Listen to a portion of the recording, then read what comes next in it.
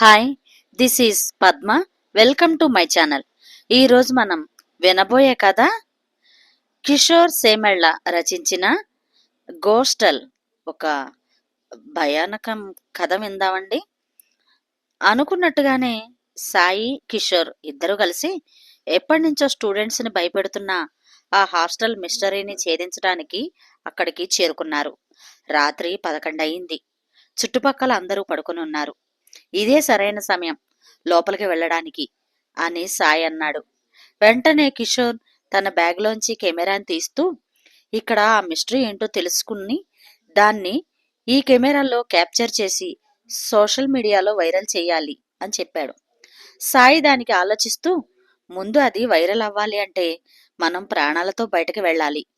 ఇక్కడ చడి చప్పుడు లేని ప్రదేశంలో నా గుండె చప్పుడు నాకే గట్టిగా వినిపిస్తోంది.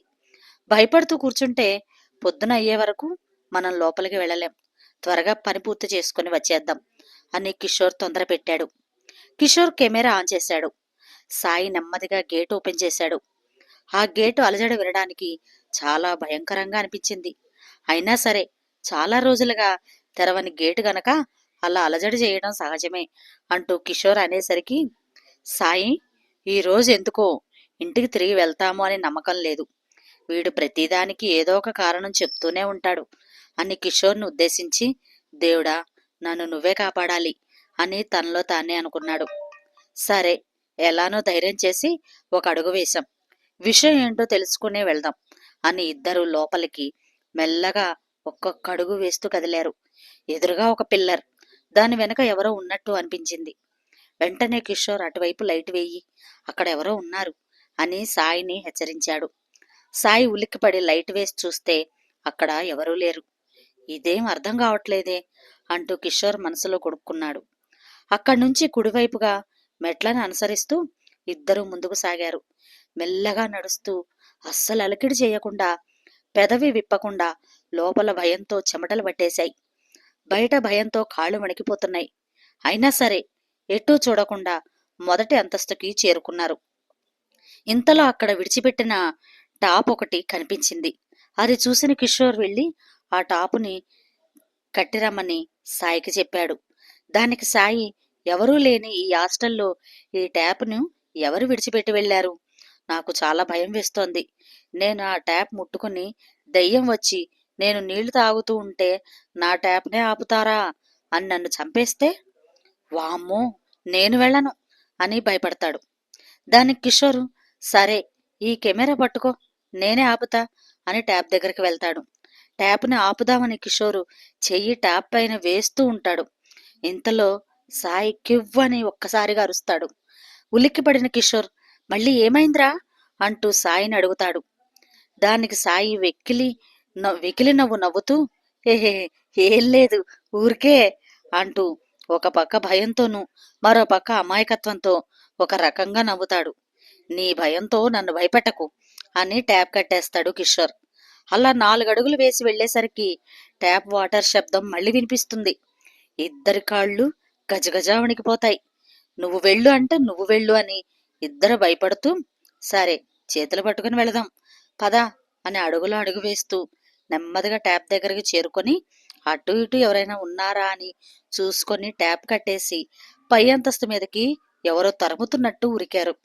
గబగబా పరిగెత్తేసరికి ఆయాసం వచ్చి ఇద్దరూ కిందకి తలవాల్చి గట్టిగా శ్వాస తీసుకోవడం మొదలుపెట్టారు. కాని నిశ్శబ్దం చాలా భయంకరంగా ఉంటుంది కదా అని తనికెళ్ల భరణి అతడు చిత్రంలో చెప్పినట్టు ఆ నిశ్శబ్దంలో వీళ్ల ఊపిరి శబ్దం అంత భయంకరంగా అనిపించింది. సరే సాయి, ఇక మనం వచ్చిన పని త్వరగా పూర్తి చేసి బయలుదేరదాం. ఇదే 3వ అంతస్తు, రూమ్ నెంబరు 313. ఎక్కడ ఉందో కనిపెట్టి అసలు ఇక్కడ ఏముందో తెలుసుకుని బయలుదేరి వెళ్ళిపోవాలి అని కిషోర్ చెప్పాడు.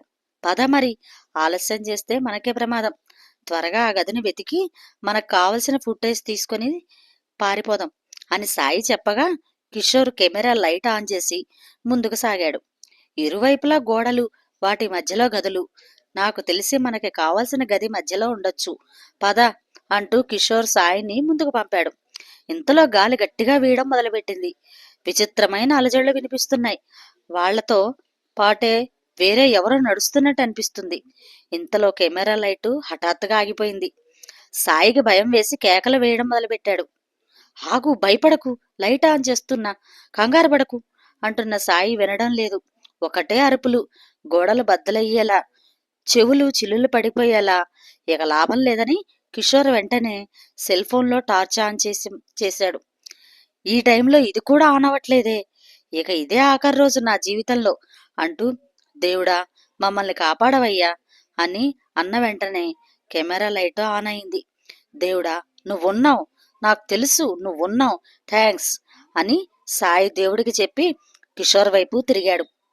కిషోర్ కళ్ళని పెద్దవి చేసి మెల్లగా కెమెరా లైట్ డోర్ వైపు తిప్పాడు. ఇప్పటి వరకు వెతుకుతున్న రూమ్ నెంబరు 313 ఎదురుగా ఇద్దరి గుండె చప్పుడు 120 కిలోమీటర్ల వేగంతో బుల్లెట్ ట్రైన్లా పరిగెత్తడం మొదలుపెట్టింది. ఇద్దరికి ఒకేసారి ఒకే బ్యాక్గ్రౌండ్ మ్యూజిక్ ఆన్ అయింది.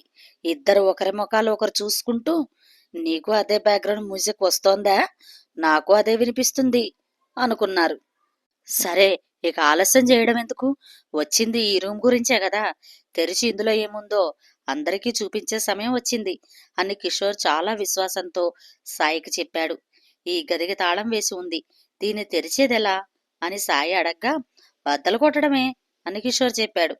వేరే మార్గం లేదు, బయటికి వెళ్లే ఆలోచనే లేదు, బద్దలు కొట్టడం ఒకటే మార్గం.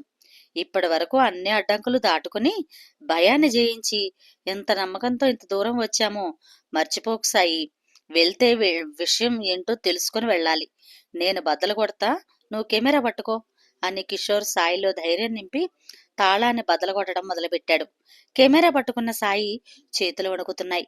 అయినా సరే చెమటలు తుడుచుకుంటూనే కెమెరాని గట్టిగా పట్టుకున్నాడు. కిషోర్ తాళాన్ని చాలా బలంగా కొడుతున్నాడు. గాలి గట్టిగా వీయడం మొదలుపెట్టింది. మిగతా గదుల తలుపులు అన్ని వాటంతట అవే తెరుచుకున్నాయి. గాలికి గట్టిగా కొట్టుకుంటున్నాయి. అటు ఇటు అన్ని గదుల తలుపులు కొట్టుకుంటూనే అలజడి మధ్యలో కెమెరాతో సాయి తలుపును బద్దలు కొడుతూ కిషోర్ చూడటానికి ఎంతో భయంకరంగా అనిపిస్తుంది. ఇంతలో తాళం విరిగింది. గాలి వీయడం ఒక్కసారిగా ఆగిపోయింది. తలుపులు వాటంతట అవే మూసుకున్నాయి. సాయి కంట్లో కన్నీరు జలపాతంలా ప్రవహిస్తుంది. తలుపు మెల్లగా తెరుచుకుంది. ఇద్దరి గుండె చప్పుడు బయటికి వినిపిస్తోంది. కాని కిషోర్ సాయిని, కెమెరా గట్టిగా పట్టుకో, ఎట్టి పరిస్థితుల్లో దాన్ని వదలకు, నేను లోపలికి వెళ్తున్నా, నువ్వు నా వెనకేరా అంటూ హెచ్చరించాడు. ఆ గది మొత్తం చాలా రోజుల నుంచి తెరవందయి మొత్తం బూజుతో నిండిపోయి ఉంది. కిషోర్ తన 2 చేతులతో ఆ బూజును తుడుస్తూ ముందుకు ఒక్కో అడుగు వేస్తున్నాడు. కొంత బూజు తుడిచాక అక్కడ ఒక అబ్బాయి చదువుకుంటూ కనిపించాడు. ఆ కుర్రాడికి 20 ఏళ్లుంటాయో ఏమో. అసలు ఎవరు ఈ కుర్రాడు, ఇక్కడేం చేస్తున్నాడు అని ఎన్నో ప్రశ్నలు మదిలో వస్తున్నాయి ఇద్దరికి.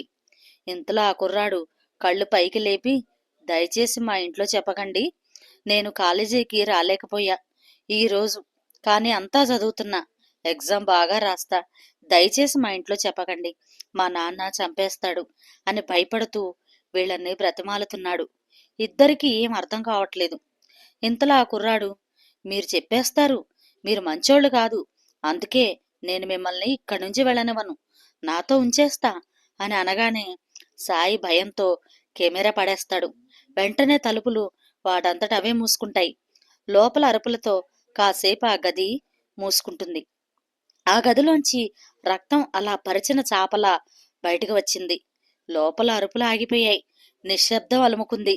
ఆ కుర్రాడు రూమ్ బయట డోంట్ డిస్టర్బ్ అనే ఒక బోర్డు పడుతుంది.